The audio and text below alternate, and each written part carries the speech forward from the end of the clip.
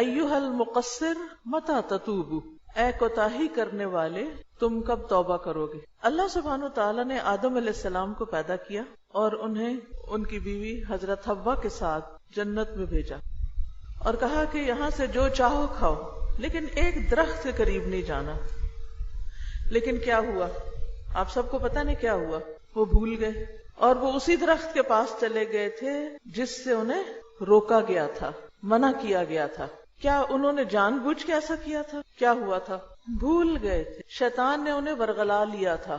تو شیطان جو ہمارا ازلی ابدی دشمن ہے، وہ صرف ان کے پیچھے نہیں پڑا تھا، وہ ان کے ساتھ زمین پہ اترا تھا اور اس نے قیامت تک مہلت لی تھی اللہ تعالیٰ سے کہ اگر مجھے مہلت مل جائے تو میں آدم کی اولاد کو بہکا کر رہوں گا، میں نہیں ان کو چھوڑوں گا، اور سوائے چند مخلص بندوں کے باقی میرے راستے پہ چلیں گے۔ اب ہم سب جانتے ہیں کہ ہم اس دنیا میں رہ رہے ہیں اور شیطان ہمارے ساتھ ہے، ہم میں سے ہر ایک کے ساتھ ہے۔ صرف رسول اللہ صلی اللہ علیہ وسلم کا شیطان جو تھا وہ مسلمان ہو گیا تھا، کیونکہ آپ اللہ کے پیغمبر تھے اور آپ نے حق کا پیغام سب کو پہنچانا تھا۔ باقی جہاں تک دوسرے لوگوں کا تعلق ہے، میرا، آپ کا، کوئی بڑے سے بڑا عالم ہو، عابد ہو، پرہیزگار ہو، نیک ہو، عورت ہو، مرد ہو، بچہ ہو، بڑا ہو، چھوٹا ہو، کوئی بھی ہو، وہ ہر ایک کو بہکاتا ہے، ہر ایک کے پیچھے ہے۔ اور وہ کیسے بہکاتا ہے؟ ہمارے دل میں وسوسہ ڈالتا ہے، ہمیں چیزیں بھلوا دیتا ہے، ہم ارادے کرتے ہیں، ہم سوچتے ہیں، ہم نیت کرتے ہیں اور وہ اس میں خلل ڈال دیتا ہے۔ ہم نے جو کوئی نیک کام کرنا ہوتا ہے اس کو کرنے نہیں دیتا، اور جو کر لیتے ہیں اس کو ضائع کرانے کی فکر میں ہوتا ہے۔ پھر اسی طرح ہماری زبان سے کوئی ایسی باتیں نکلوا دیتا ہے جو ہمارا کیا کرایا جو اس کو برباد کرنے کے لیے کافی، یا کوئی ایسا کلمہ زبان سے نکلوا دیتا ہے جو اللہ تعالیٰ کو ناراض کر دیتا ہے۔ تو ہم انسان ہیں، ہم بھولنے والے ہیں، شیطان ہمارے پیچھے ہے، ہم نہ بھی چاہیں، ہماری نیت ارادہ نہ بھی ہو تو بھی کوئی نہ کوئی ہم سے غلطی ہو بھی جاتی، اور اگر ہم سے غلطیاں اور گناہ نہ بھی ہو تو بھی ہمیں جو کام کرنے چاہیے، ہمارے جو فرائض ہیں، ہماری جو ذمہ داریاں ہیں، ان میں وہ کمی کروا دیتا ہے، ان میں کوتاہی کراتا ہے۔ تو یہ جو کتاب کا ٹائٹل ہے نا، ایھا المقصر، اے کوتاہی کرنے والے، قصر کا معنی ہوتا ہے نا چھوٹا، اے کوتاہی کرنے والے، یعنی اپنے فرائض میں کوتاہی کرنے والے جو اللہ سبحانہ تعالیٰ نے ہمارے اوپر لازم کی، یا پھر جو بندوں کی نسبت سے ہمارے اوپر ذمہ داریاں ہیں۔ تو ایھا المقصر متی تتوب، کب توبہ کرو گے، کب اللہ کی طرف لوٹو گے؟ تو ہم سب کے لیے لازم ہے کہ ہم اللہ سبحانہ تعالیٰ کی طرف پلٹتے رہیں، توبہ کرتے رہیں۔ تو اس کتاب کا مقدمہ ہے الحمدللہ وکفا وصلاۃ وسلاما علی نبیہ المصطفیٰ ورسولہ المجتبیٰ اما بعد، سب تعریف اللہ کے لیے ہے اور وہ کافی، یعنی اللہ ہی ہمارے لیے کافی ہے، اور درود و سلام ہو اس کے چنے ہوئے نبی اور اس کے منتخب کیے ہوئے رسول پر، یعنی جن کو اللہ نے خود چنا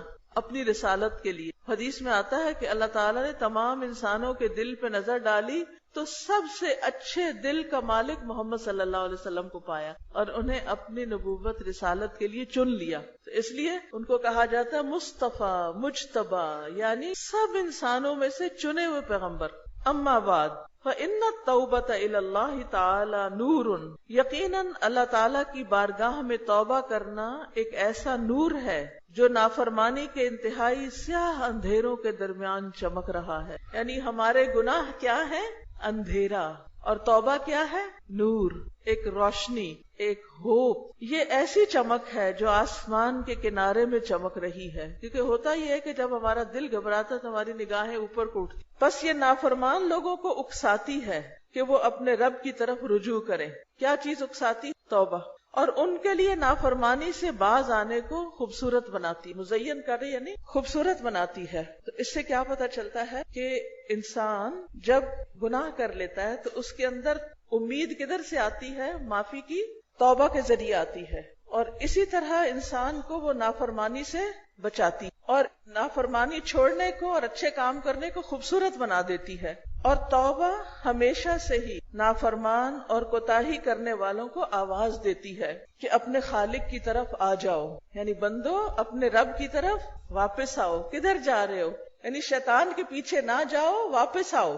توبہ کا مطلب ہوتا ہے واپس آنا، اپنے رب کی طرف متوجہ ہو جاؤ کہ بے شک اس کی رحمت وسیع ہے، اس کا فضل عظیم ہے، اور توبہ کرنے والوں پر اللہ کی خوشی کی کوئی انتہا نہیں۔ اللہ تعالیٰ اس بندے سے بہت خوش ہوتا ہے جو غلطی کرنے کے بعد واپس اللہ کی طرف پلٹتا ہے، روتا ہے، نادم ہوتا ہے، شرمندہ ہوتا ہے، کیونکہ اپنی غلطی کو ماننا بڑا مشکل کام ہوتا ہے۔ اور جو بندہ توبہ کرتا ہے وہ دراصل اپنی غلطی کو مان لیتا ہے کہ اللہ میری غلطی ہے، مجھے معاف کر دے۔ اور وہی ہے جو اپنے بندوں سے توبہ قبول کرتا ہے اور برائیوں سے درگزر کرتا ہے، اور وہ جانتا ہے جو تم کرتے ہو۔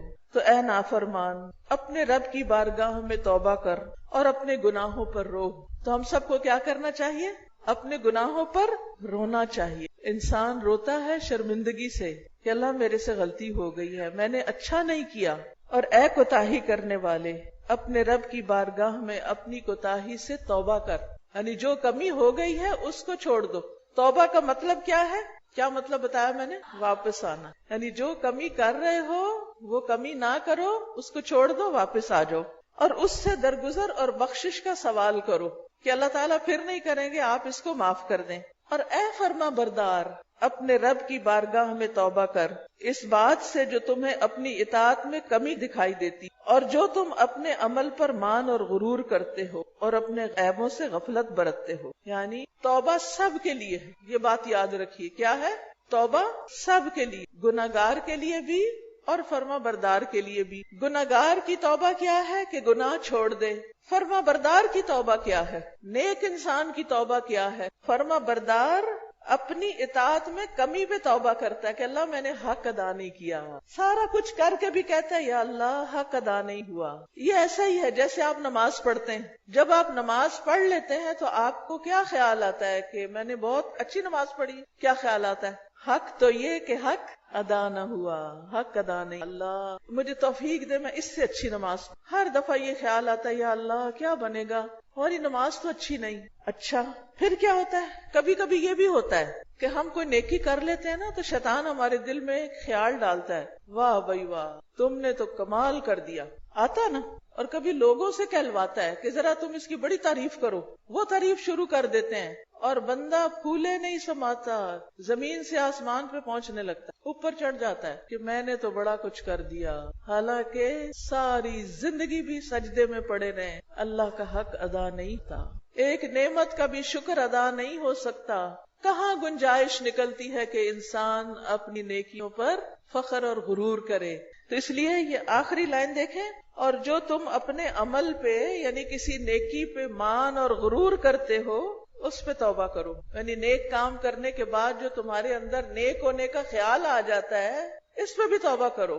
ہمیں کیا پتا کہ ہمارا کیا درجہ ہے، چاہے کوئی کچھ بھی ہو، اور اپنے عیبوں سے غفلت برتتے ہو۔ ایک اور غلطی جو ہم سب کرتے ہیں وہ یہ کہ ہمیں اپنی غلطیاں ہی نظر نہیں آتی۔ ذرا سا کوئی کام خراب ہوتا ہے تو ہم کیا کرتے ہیں؟ دوسرے کو ذمہ دار بناتے ہیں، اس نے کام خراب کیا ہے، اس کی وجہ سے ہوا ہے، اس کی وجہ سے۔ بھائی چھوڑو اس جھگڑے کو، کس کی وجہ سے؟ جو خرابی ہوئی ہے اسے ٹھیک کرو، ادھر نہیں دھیان دیتے۔ جو ہونا تھا وہ تو ہو گیا، اب کرنے کا کام کیا ہے کہ ہم اس جھگڑے سے باہر نکل کے کچھ اچھا کریں۔ تو اس پہ بھی توبہ کرنی چاہیے کہ یا اللہ ہمیں اپنے عیب ہی نظر نہیں آتے، اور ہر وقت ہم دوسروں کی غلطیاں اور گناہ ڈھونڈتے رہتے کہ فلاں کی یہ غلطی، فلاں کی یہ غلطی۔ وَتُوبُوا إِلَى اللَّهِ جَمِيعًا أَيُّهَا الْمُؤْمِنُونَ لَعَلَّكُمْ تُفْلِحُونَ، اور تم سب اللہ کی طرف توبہ کرو اے مومنو۔ سب، جمیعاً کا لفظ کیا بتاتا ہے کہ توبہ کی ضرورت سب کو ہے، کوئی بھی اس سے خالی نہیں۔ اے مومنو تاکہ تم کامیاب ہو جاؤ۔ سب سے نیک انسان کون تھے؟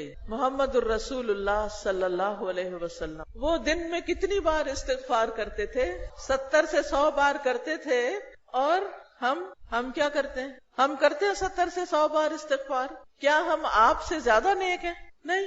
تو اگر آپ اپنے آپ کو نیک بھی سمجھتے ہیں تو بھی توبہ کی ضرورت ہے، اور اگر اپنے آپ کو گناہگار سمجھتے ہیں تو بھی توبہ کی ضرورت ہے۔ خواہ نیک ہو خواہ بد ہو، ہر حال میں توبہ چاہیے۔ یعنی ہم دو حالتوں میں سے ایک میں تو ہے نا، یا اس میں یا اس میں، جو بھی ہمارے